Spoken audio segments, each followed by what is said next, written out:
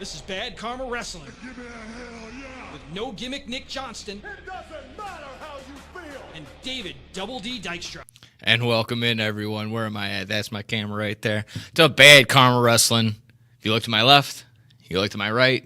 It's just me by my lonely today. We got the meat pack. We got the meat locker, though, as always. But rock and rolling on a chilly Friday afternoon. Like I said, Bad Karma Wrestling. Welcome on in. How we doing? Going to be talking a little bit of everything. My name is Nick Johnston, if I didn't already say. Starting off rocking, starting off hot. Another hiatus from last week. Didn't take an episode because what? I mean, it was bone-chillingly freezing. Couldn't get anything going. Hopefully you even got your car started, similar to today. So if you're on the roads, be safe, very safe.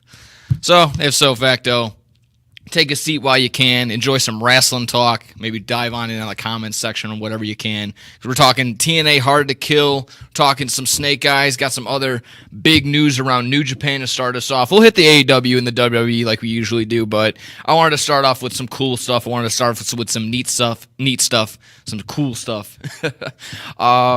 Exactly that. I mean, it's been New Japan. It's been TNA, the talk of the town, because I'll start off with the stuff that we actually have everything ready for. Nick Nemeth, formerly known as Dolph Ziggler, coming into Hard to Kill TNA. That was the big recap of Hard to Kill. I'll just actually get to all the matches and whatnot. But of course, that at the very end, Nick Nemeth, formerly known as Dolph Ziggler, attacks Moose, gets a humongous pop. Obviously showing his TNA swag, TNA shirt in the crowd. He had I think yesterday on Impact, or on TNA Wrestling, whatever it may be. I think it's just streamed on Twitch now. It's also on Access TV if you got that, but I do not. He made his in-ring. He made he was cut a promo. Said this was one of the most exciting, the biggest pops he's got in a while. So I'm excited. Talking right before the show. I know, don't want to give anything away. Don't want to give takes away, stuff like that. But our friend, our other co-host over here, Double D Dykstra, David Dykstra, was not too keen on it. Didn't seem like it was a needle mover in any sort of way. I beg to differ. I think it's a huge move for TNA, who's been just racking up the signees as of late. I think this is a huge move. This is obviously the biggest fish in the pond right now among their little roster that they got. Huge move. I think it's a big boost to his stock as a wrestler. If that's the case, I think he's gonna have a big storyline, a humongous push.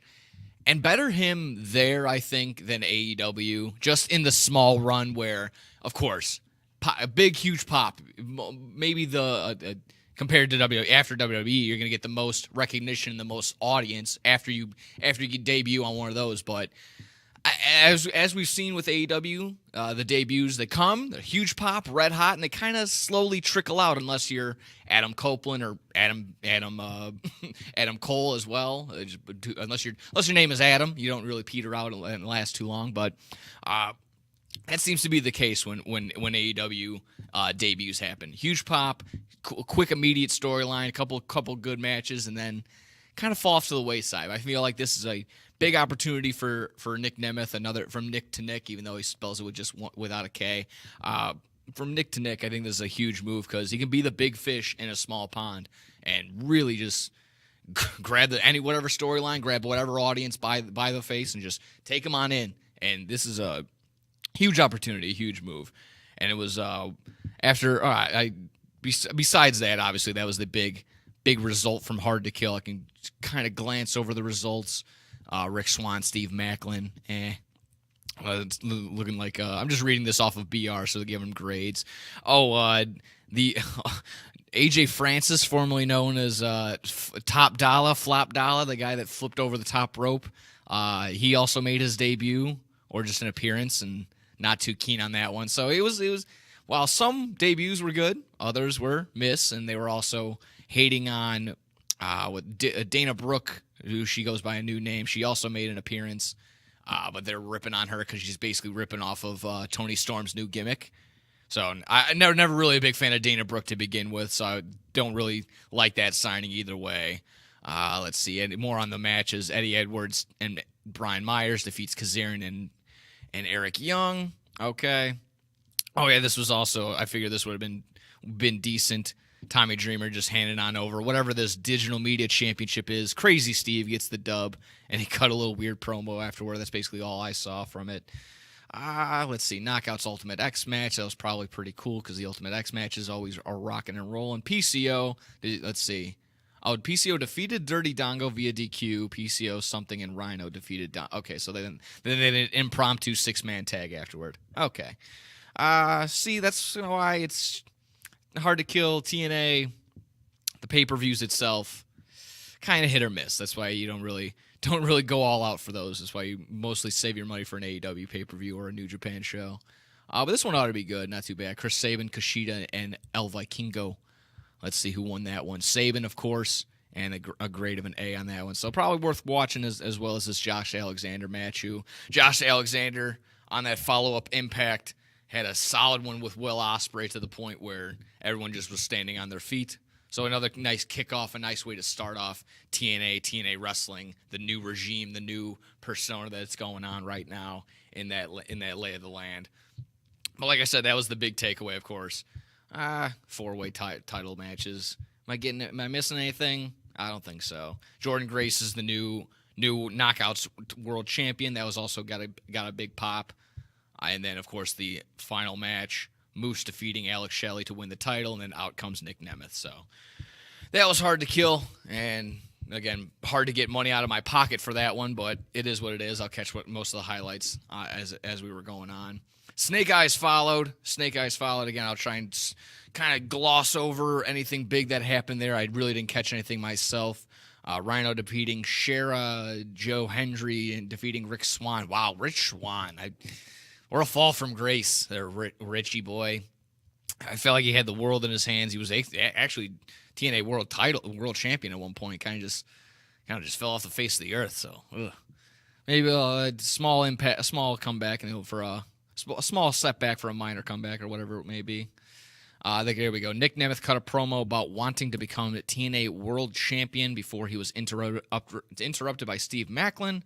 Macklin called out Nemeth. He called him a phony, and that his time as Nemeth had 20 years to tell a story. Nemeth hit a zigzag on him to end the segment. So, okay, so a little back and forth. The usual thing when a former WWE star comes in, the whole thing, we're like, oh, you could have told your story, you had this, that, and the other, that's fine. Didn't really have an Indies run ever. So I guess that's also the thing, being the corporate WWE guy. So there you have it. Any other exciting things? I don't really think so. Chris Bay defeating Kevin Knight. Man, that's getting tough. That's why I don't watch Impact. That's more of my brother's type thing. So that's more of that. Jordan Grace defeated Trinity again to retain. Nick Nemeth. Okay, there we go. Nick Nemeth defeating Zachary Wentz. After the match, Macklin ran out to beat down Nemeth, but Nemeth again hit a zigzag on him. So not looking good for Steve Macklin to already get that started. Yikes. Yes, this was the big one. Josh Alexander defeating Will Ospreay. Wow, Will Ospreay catching an L, but kind of makes sense. He's going to be making his way to AEW soon. The report I just saw on Twitter, sometime in February, should be there for Revolution, and already have a Revolution match. We'll get to that in the AEW side of things. But there you have it. I would have loved to watch this back. This was the second time they've had a match, and I could have saw it in person. I think it was at Bound for Glory when it was in Chicago, but missed out. So Josh Alexander, Will Ospreay 2, and it was a kick-ass match from what we understand. And then also Okada, and a good transition into some other news about Okada. Okada, the Motor City Machine Guns defeated the System, consisting of Moose, Brian Myers, and Eddie Edwards. And speaking of Okada, I'm sure the match was awesome. I love me some Motor City Machine Guns. That's always the fun. Or let me put up the mitt. There you go for my Michigan guys. But Okada, the big news as of yesterday is going to be leaving New Japan Pro Wrestling after the conclusion of his contract that ends January 31st, 2024. That is a big one. This is a big fish to go get right here. This will be one of the biggest, if not the biggest free agent in my mind in the wrestling world. And I was just the first article I pull up from BR Wrestling from Bleacher Report. Philip Lindsay, maybe the former running back for the Broncos. I'm not entirely sure. I think he had a little stint on the Colts as well. Writing about Okada, just kind of even put it in this article. Like I said, it's gonna do not do him any justice to try and write down everything into this little article about how great Okada is, because then it'll just come off like just some hype beast, just some guy that's trying to hype up another New Japan star that no one has. So it doesn't do anyone justice. Take the time, go back and try and find out how you can appreciate Okada, and you can. So caught up already? Sure enough, you can. This is going to be a beast to go get. 36 years old. He's already blown through New Japan. He's beaten everybody as many times as he can. I think him and Will Ospreay have wrestled 10 times. He's has an 8-2 record over Will Ospreay. I mean, those are the two top dogs there. Him and Kenny Omega have had battles and wars, and that's where I kind of want him to go. If I'm leading already, if maybe my hoodie's already kind of leading the way, I want him to go to AEW. I know WWE's going to throw a boatload of money at him, and rightfully so. And he can have matches there as well, but I don't feel as though a WWE audience is going to be well prepared or truly appreciate what Okada has brought to the table in any sort of way. You can go down the line. I mean, he's had 5-star match after 5-star match after 5-star matches, hands out banger after banger, and it's truly will go unappreciated, I feel, if he goes to a WWE audience. It just will not be taken the same way. It won't be taken seriously. He'll be in 8-minute, 10-minute matches with no given segment, and they'll probably end up doing something racist and throwing him with Shinsuke Nakamura just because that's just how it is. That's just how it ended up being. So whether you want to look at it that way or not, I don't know. I feel as though he's going to have a million times better matchups and opportunities. You go to AEW.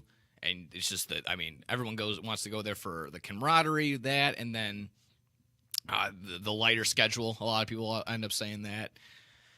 But that's just the case. This is going to be the big free agent to get in my mind. And anybody else that says different is kind of crazy. I know Mercedes Moné out there on the women's side of things. Will Ospreay are already locked up and going to AEW. Follow it up. Go with it. I know different challenges can lie somewhere else, and you can get different matchups, but no reason to go out there just for what, a WrestleMania big pyro show. I don't know. I don't think that's going to be the destination right there. You're gonna have him and Cody Rhodes, him and Punk, him and Orton. Fine, but I would take Okada versus Omega. I would take Okada versus hell. Give me all these young and up and coming guys. Give me Swerve and Okada. Give me MJ when MJF is healthy. Give me MJF and Okada. That's what everyone's gonna want to see. That's what the people want to see. Not Okada versus Dominic Mysterio, which again becomes the bar around WWE for whatever odd reason. Yeah, that's kind of my 4-1-1 on the Okada take. Again, go to whenever the time when a time's ticking. Let me try and do some mental math. Probably 12 days, as this is the night 1, 2, 3, 4, 5, 6, 7, 8, 9, 10, 11, 12. Yeah, 12 days. I was right on the nose. 12 days. And there you go. Thumbs up from Scotty over there. 12 days away from the contract being expired. Get going. TK. Get something planned out and ready to roll. And like I said, I was reading this from Philip Lindsay in this BR article, Bleacher Report article about this current situation. As I'm reading it, again, it was posted about 4 hours ago. He claims that the WWE and AEW are just so stacked up that they don't really need him. I disagree. I disagree a million times over, because I want to see Bryan Danielson versus Okada for free, potentially. I don't know. That's just me. Give me Okada and FTR versus the Young Bucks and Omega. I don't know. That sounds kick-ass. That's just me. Let's see. How much more time we got over there, boss man? I could probably get. Okay, cool. With that, I can get in a couple. I was kind of jumping all over the place. I can still get in Battle of the Valley recap, because that one also had a big debut. Let's see. or debut interruption, however you want to say it. Jungle Boy rips up his AEW contract after intervening. I'm gonna try and find exactly how this was given to me. But yeah, again, okay. Matt Riddle making his New Japan debut as well. That was actually pretty cool. Matt Riddle. Oh yeah, okay. He battled TMDK, Zack Sabre Jr. and the dude Tito. I'm trying to read this off of Wrestling Observer, which is kind of hard to get the results and try and find the standings as well. But I think we figured it out over here. Fred Rosser, Jacob Fatu, and Shota Umuni defeated Team Filthy. I love me some Team Filthy. I love me some Tom Lawler. So that's a shame that he gets a loss right there, but it is what it is. But here we go. It actually happened in this match right here. So as Umuni was leaving the ring, a man jumped the barricade and attacked him. Excuse me, as a burp's coming up. That masked man, he revealed it to be Jungle Boy Jack Perry.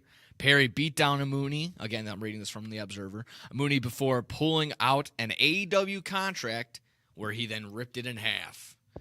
He then put on an armband. Oh, he didn't have it on already, but he put on an armband reading Scapegoat. And again, if we all know what that means, Scapegoat, you basically put the blame on somebody else. He is probably, of course, referring to the whole CM Punk situation in the back at All In. Getting a shoulder check by Jungle Boy and onto CM Punk, and that's what started off the whole fight. So putting an armband that says Scapegoat, I mean, dive right in, take on all the heat right away. This is the way to do it. So this is his first appearance since his All In suspension, and it got a pop out of me. It was very interesting to see how Jungle Boy was gonna come back and debut and really just take on this whole persona as the hated one. All the memes came in. They're like the big domino effect. It's like, Luke Perry has a child, and then like what WWE? It's finally has CM Punk back in AEW or in WWE. Just all the small dominoes. What currently falls up to happening. So he knows he's a bit of a joke in some cases. Flip it around. He's got all the heat on him, and it can be the other way around, exactly like that. So Jungle Boy, I think this is a good move. Again, I'm not gonna lie. I think this is a solid move. Just like I don't want to be a spoiler, but just like an Iron Claw, you want to win over everybody else, you got to win over Japan. Win over the New Japan crowd. He can do exactly that. Get a little strong style action. Maybe get a little beefier, get a little bit bigger out there. I think that could be the case, so you can actually take him seriously. Jungle Boy, Jungle Man with that beard. I mean, if you take a look at that, looking all scruffy. Again, that's the thing. That's if you want to be taken more seriously or come up with some sort of persona like that, he's already named Jungle Boy. He's gonna have to be.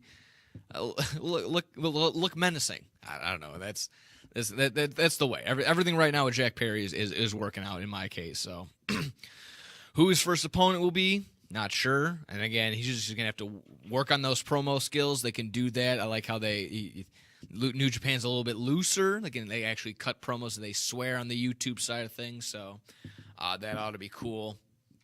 But let's see. Battle of the Valley. That's all done, and I honestly didn't really see if there was anything big. David Finlay defeated TJP. Glad TJP still working around. Gorillas of Destiny getting a win over Bullet Club War Dogs. Julia and Mustafa Ali. Oh, Mustafa Ali video package. Mustafa Ali making his rounds around the indie scene. That's gonna be again. I like this little way that he goes, and he called out Hiroma Takahashi for Windy City Riot. Windy City Riot set for April 12th. That will be at the Wintrust Arena now, not the Odeum. R.I.P. the Odeum. That was actually at the last Windy City Riot for it there. But I mean, I can only hope that with the upgrade of the arena comes a solid card. And just already with the Mustafa Ali, I think that ought to be cool right there. So tickets already went on sale. Have not snagged them yet. So relax. Don't buy them all just yet. I'm still trying to buy mine, so don't sell out just yet. But I think as the card as it builds up, that'll surely get the tickets rolling. So, Windy City Riot. Hopefully we get the ball rolling on that. I think that's just about it. I got one more little piece of note, but didn't have anything ready for it. Season 5, Dark Side of the Ring, confirmed by Vice. I'm a big Dark Side of the Ring guy. Hopefully you are too. I was usually reviewing them on No Substitute for Sports, so hopefully get back into that come March time. I don't know how many more stories they can get to. I haven't seen any preview, any spoiler, but I'm all ears all the time. So hopefully you are too. And when we come back, we'll be talking some AEW side of things on Bad Karma Wrestling. So stick around. Bow. We'll be back soon. Throughout the 1960s, 70s, and 80s, Judy Finelli established herself as a masterful juggler and performer, making appearances everywhere from Carnegie Hall to Sesame Street. With her loving heart, she has brought warm smiles to children everywhere she has performed. She even started the San Francisco School for the Circus Arts, but shortly after, she was diagnosed with multiple sclerosis, and by 2004, she was completely paralyzed. In celebration of her accomplishments and to fight the illness that had crippled Judy, a group of students from the San Francisco Clown College have compiled the perfect holiday present for those who want to laugh and to help those struggling with the illness. The goal has been set at $1 million raised, with 100% of any dollar made to be donated to the Judy Finelli Fund, which is helping find a cure to multiple sclerosis. Visit www.circuscenter.org to make a donation or to purchase a framed Naked Clown photo or the full Naked Clown 12-month calendar. Remember, 100% of every dollar is donated and goes to fighting MS. Man, I'm so hungry. I need somewhere to eat fast. I have no idea where to go. Psst. Hola, me llamo El Taco de Taco. You know where to go for the amazing taste that'll have you craving more? Taco Bell.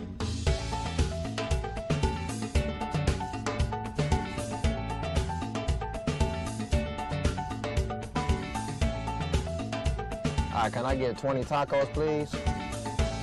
You got it.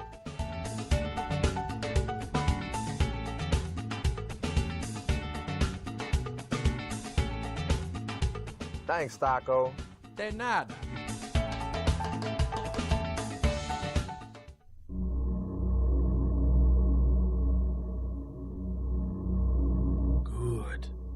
Good. That's it. Eat the tacos. Taco Bell.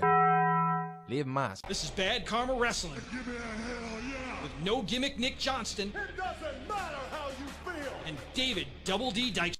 I mean, this is Bad Karma Wrestling, but a sledgehammer was just laid down upon me right this second. Our buddy Scotty, everyone knows and loves him over there in the dark currently, never had Taco Bell. Not once, not one late night craving ever for this? Not a Mexican pizza one time? I told you about this. I went to a place that was open until like 4 in the morning. Yeah. And that was a burger place. Okay, fair. But not one time? Not what, you didn't want to dip the toe? Not one, no one in your family give you like a cop-out little gift card? Like, hey, he likes he's a grown boy. He's going to high school. He likes Taco Bell. Nothing? Nah? That's crazy. Get a chalupa in you, son. Well,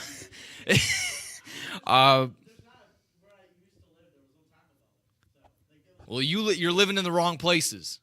That's all I gotta say. I'm sorry. We're rocking and rolling. We're still talking about Dynamite. We're on the wrestling side of things, not on the food side of things. If you want to figure that, if you want to talk food, we'll do that and blow the whistle. I'm just kidding.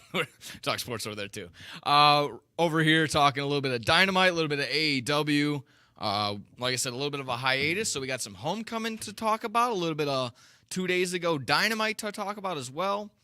Gonna gloss over the collisions and rampages. I'm sorry. I'm sorry. I didn't see them, and I know I for sure missed out because they had FTR and oh my God, the House of Black, and I can only assume that FTR won, but I haven't seen the results, so I'm still in the dark on that one. So I can only hope it was awesome. Let's see. I'm going to fly back now to Dynamite to Homecoming, which I actually did watch. Homecoming was radical. While I might be limited on time, I mean, opening with Claudio and Hangman, awesome. Never going to get a bad match out of Claudio. And I'm pretty sure Hangman got the dub. That would later go on and make some sense because he would come out and have a whole little promo with him, Joe, and what's his nuts, Swerve. So that was all fun and games. Let's see, yeah. Highlight package for Mr. Brody Lee. Just really tugging at the heartstrings 2 weeks in a row. Mr. Brody Lee package in the homecoming episode, and then last night, 2 nights ago, the Briscoe brothers, Mark and Jay Briscoe, that package. Jay coming out and just showing that his nieces are able to walk again. I have no shame in saying that I bursted into tears when I rewatched it last night. Incredible. I mean, that will go down this year for sure as one of the most unfortunate things, if not the most unfortunate things. And I hate to rank tragedy. I mean, if that's for lack of a better way of saying it, but that was just certainly the biggest, if not the largest what if of the year. If Mark Briscoe, the Briscoe brothers were just, I mean, if he was still alive, I mean, if he was just ready to go, and I'm still like, I mean, I'm getting a little choked up about it right now just thinking about it, but they showed the same video package afterward, and that, of course, that got to me, and then just bringing the daughters and the son out on the stage, and that was, again, you hear from a doctor that you'd have to tell a child that she's not gonna be able to walk again. And after just seeing your father pass away, and again, just such an accident, something, just driving home after picking up his daughters or going to a gym cheerleading practice or something like that, and it just didn't need to happen. And but again, just the segment was so heartwarming, just so great. Like I said, I'm just taken aback just thinking about it right now. Just to have that, oh Jesus Christ! literally got it. Hold on. No, that was literally the best, like, most heartwarming thing that could have happened, and just a super unfortunate thing. So I want to stay on the light of it. Show the video package afterward.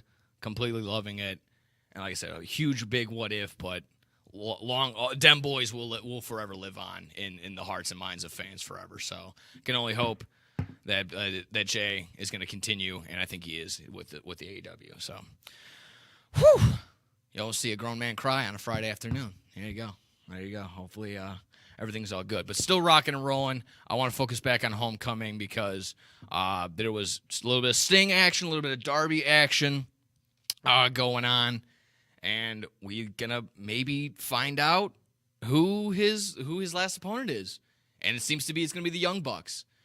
They cut a phenomenal promo on Wednesday, and I did not take the time to look into everyone's point of view online, because again, that's the wrestling world is the most toxic thing on the planet when it comes to the internet. So didn't want to dive in and get anything on that. I loved what the Young Bucks were doing in this promo.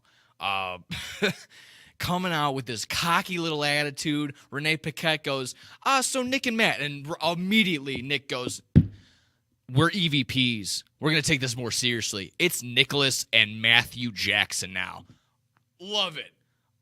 Absolutely love it. Give me more heel Young Bucks, because that is the best Young Bucks. As much as we love wholesome and humble Young Bucks, God, we love it when they're just such dirtbags, and it's absolutely great. So Nicholas and Matthew Jackson, no longer Nick and Matt Jackson for the meantime, gonna do their best to erase what's left of the people like Sting and just immediately get rid of Sting. So a shot at obviously a shot at like what's left of the wrestling world.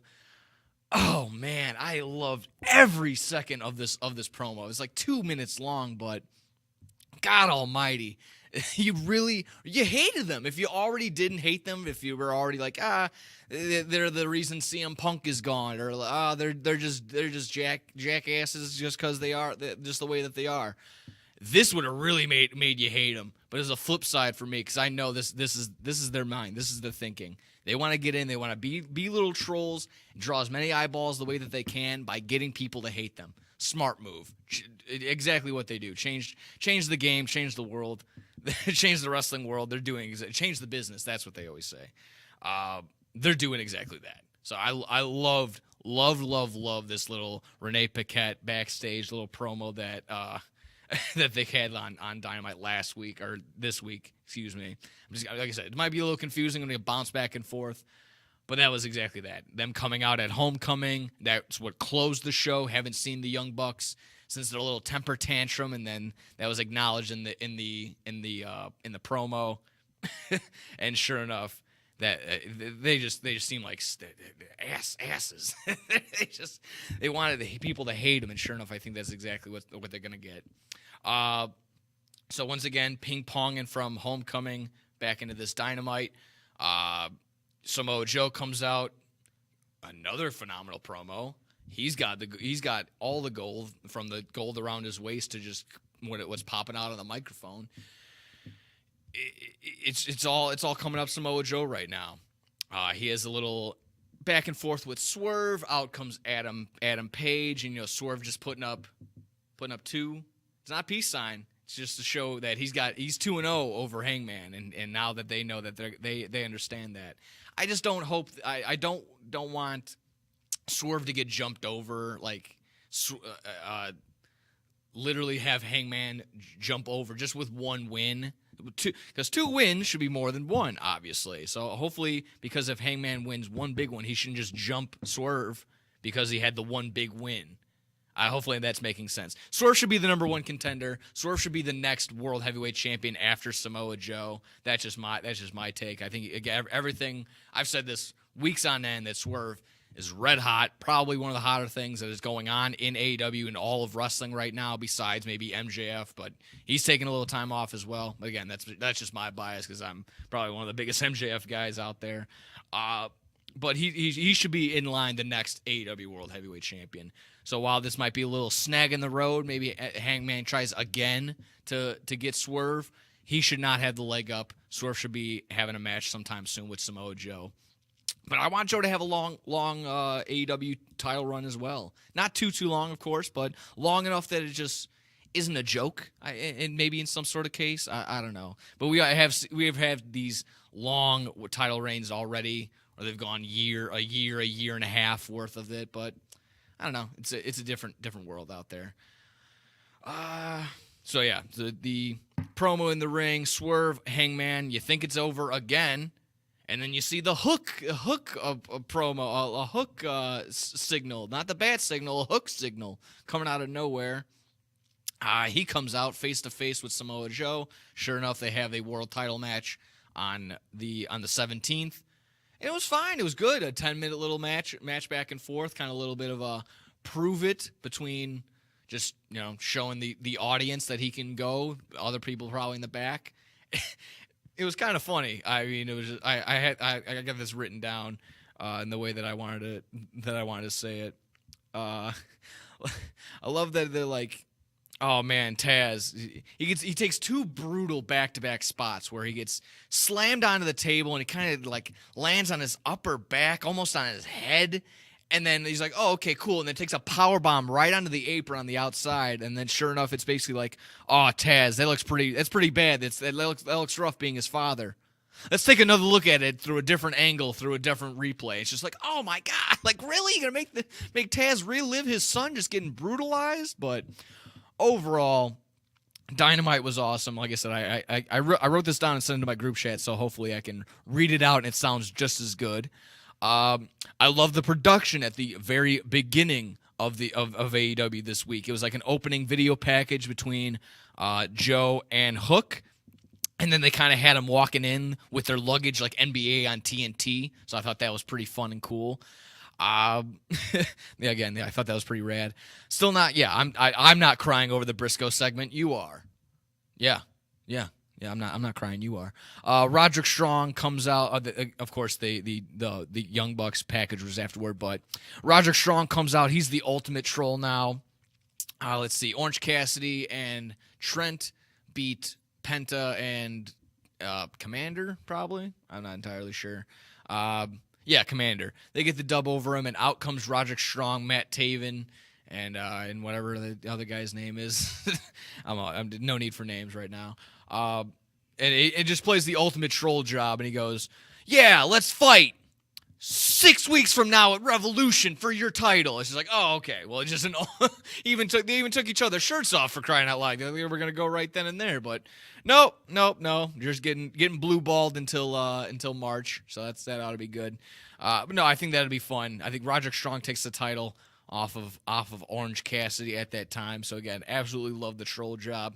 Loved the Young Bucks, Nicholas and Matthew Jackson, finally taking things seriously, taking shots at CM Punk, if you didn't already know, because they said, like, you know, the cancer in the locker room, and they've been described as that. You know, Punk has been described as that. So again, taking these behind the scene things and putting them at the forefront.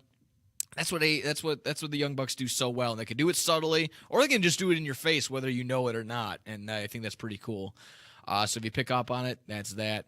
Yeah, and finally, like I said, taking the jabs at Punky like the Young Bucks were, and then Hook holding his own in those spots. I thought it was pretty solid. Overall, a solid Dynamite, in my mind. I think 10 out of 10. Kind of got, and overall, it was, like I said, from the production side of things, I didn't feel like it was second rate to anything. It didn't feel like an indie show. And even when you had Private Party versus Top Flight, those are two AEW teams. Like a WWE fan would be like, who the hell are these guys? And rightfully so. If you'd never seen the product, you wouldn't know these guys, but they hold their own. Donna Purrazzo having her debut match on Dynamite, but she had one on Collision or something like that. Once again, that was fun too. The Deonna Purrazzo and Toni Storm going back and forth. That's going to build up to a solid little solid little matchup. Throwing shoes at each other. I mean, what can go wrong? So I thought that was awesome. Overall, again, that was pretty decent. I got a couple more minutes, so I can kind of give you my thoughts on TK's Twitter activity just as of late. A little unhinged. It's been fun. Was it wise to hinder Jinder? I think so. I think the ratings show for itself that, according to Cage Match and all those big ratings websites and whatever, got a big Dynamite rating over that was much higher than Raw's rating, like an 8.7 something compared to like 4 point something. If that's what people are worried about, I personally don't care about ratings. If that's, I just have to report them because I mean that's what you got to do. I personally don't see that as whatever. People like what they like. But bringing in Jinder Mahal again, if you really talk about a non-needle mover, that was it. It was just a troll job to begin with, and shouldn't be treated any way higher than that. It's just that. It's just a joke. It's exactly what Jinder is. So, if Tony Khan, if you're somehow, some way stumble upon this, don't get too worked up on Jinder anymore. Clearly not a factor. It's a complete non-factor. He's just a joke. But that was that. He had some other reply to himself saying like I am him or whatever it is.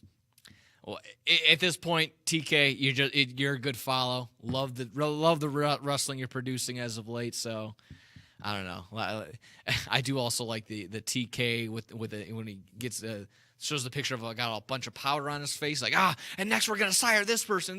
Yeah.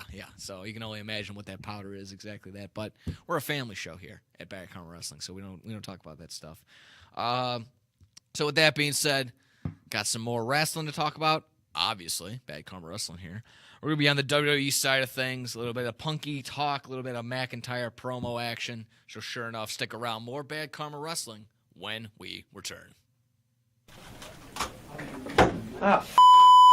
Hey, watch your mouth. Why? I'll just put a quarter in the swear jar. Once it's filled, we get a Coors party after work. I've been drinking Coors since my college days. The cold draft taste is second to none. Yeah, worth the recorder, am I right? You know it, mother. Hey, you get those reports done? Yeah. No. You, sir.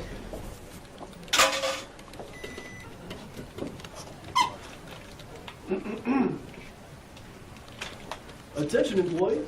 The staff meeting, scheduled for this evening, will now be held tomorrow early as That is all.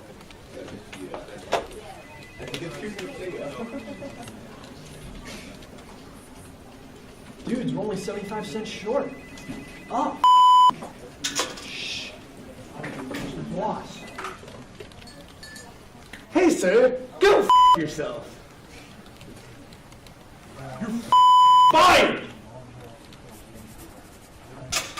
Yeah! Oh, I still get beer.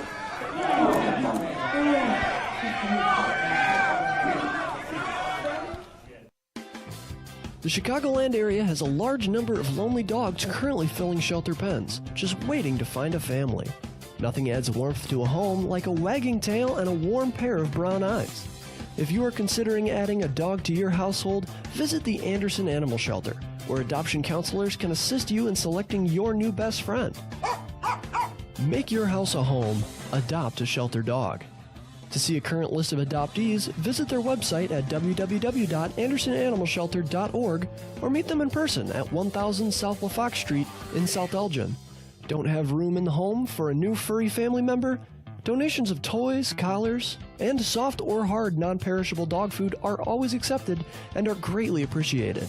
All animals are spayed or neutered and are waiting with tails wagging to find a loving home. Visit 1000 South LaFox Street in South Elgin or www.andersonanimalshelter.org for more details. This is Bad Karma Wrestling Give me a hell yeah. with No Gimmick Nick Johnston It doesn't matter how you feel. and David Double D Dykstra. And welcome back. Still by my lonely. It's okay. Dykstra's back next week, no problem. How you doing? Ready to rock and roll. We'll wrap this one up talking some WWE alongside. So I got my Chicago accent on just because I guess we'll mention Punky. Mention little Punky guy like we usually do. He's cutting promos, and that's basically just what he does. I saw a pretty funny post, and I wish I had the account of the person that put it up. It's essentially summing up what Punk's interactions are on Raw and SmackDown are.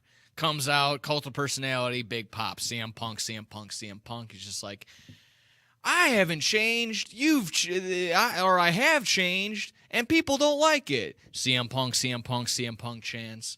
And I'm not telling me when I'm telling lies. I'm not telling lies. You're telling lies. CM Punk, CM Punk, CM Punk. I'm the voice of the voiceless. CM Punk, CM Punk, CM Punk. And then yeah, that's basically what it's turned into, and that's fine. That's what he wants. That's fine. That's what you're gonna get. That's what you're gonna get. You're just gonna get watered down promos, and the guy that kind of sounds like he doesn't want to be there, but he'll lie to you and say he does because money. But it looks like McIntyre and Punk having a little heated back and forth with a bunch of AEW jabs back and forth that of course the audience isn't gonna understand, but that'll be fine. They're going to have a field day next week when they probably do it with Punk and Rhodes. So I'm pretty sure that if that didn't already happen. That's on the table. A bunch of Punky news already. He's going to be at Elimination Chamber. Probably be at the Royal Rumble. Who cares? all these pay-per-views going out everywhere. I truly want to care, and I'm doing my best. A little inside baseball on myself right now. I watch a lot of football, and football absorbs my life. And it was fantasy. Now it's just like playoff time. So as soon as football goes, I'll be full front and center. 100% of my focus will probably most likely be on wrestling. A little bit of basketball here and there, maybe a little bit of hockey as soon as Connor Bedard comes back, but should be focused on wrestling. And right now, there's just nothing from WWE's side that's getting my attention at all. Just nothing. Again, it could be my bias, and you can take it for what it's worth. It's a guy wearing an AEW hoodie, for Christ's sake, as I'm telling you this, but there's nothing right now. And I'm looking at these results. I mean, DIY Judgment Day. Okay, cool. Indy Hartwell, Candice LeRae, Chelsea Green, and Piper Niven. Someone hit me in the head so I can see some stars, my guy. Ludwig Kaiser versus Xavier Woods. Again, last comment still stands. Akira Tozawa defeated Ivar. Oh, wow. Oh, my God. Miz and R-Truth defeated Damian Priest and Finn Balor. And, okay, this R-Truth gimmick was funny for like 2 weeks, But are you really going to get this whole comedy act routine in this big Judgment Day faction, which has already had its comedy routines going on? But don't you want to take someone seriously in this faction? Wouldn't you want Damian Priest and Finn Balor to be taken seriously instead of losing to The Miz, who hasn't been relevant since 2012? I don't know. That's kind of just on just me and my thoughts. And again, Damian Priest has the briefcase. But would you know if you weren't already like involved in it? He hasn't done anything. He hasn't an inkling that he's going to go cash in at any time. It's so boring. This character's so boring for the potential that he has. He walks around, and he's humongous, and he can move around. He's so agile. But they just keep him down and locked on the ground with this stupid, stupid gimmick. It's unbelievable. He's got a briefcase that can hand him a title at any time, and he just sits on it. Stupid. I don't get it. But there you have it. Seth Rollins defeated Jinder Mahal. No one cares. I almost swore. No one cares. Shayna Baszler, Zoe Starks. Again, wow. Who cares? Who cares? So that's Raw. If you really want to waste 3 hours, watch Raw and do exactly that. Gunther was involved, and people that are harping on Gunther, or somehow the fans online have flipped and said Gunther is boring.